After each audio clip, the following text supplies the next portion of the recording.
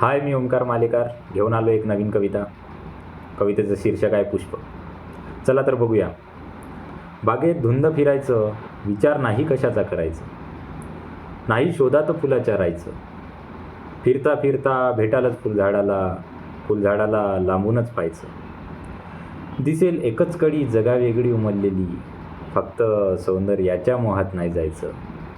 परमेश्वरानेच रचली ही ब्रह्मांड नकाशी, म्हणून फुलाशीही आदराने वागायचं. भरून तर फूल झाडालाच दिसते, मग त्याच्यातच आपला आनंद मानायचं.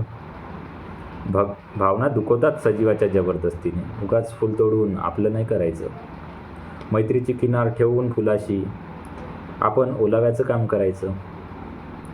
मोहक सुगंध दरवळतो परिसरात फुलाचा, सुगंधासाठी श्वास घेत राहायचं. धन्यवाद.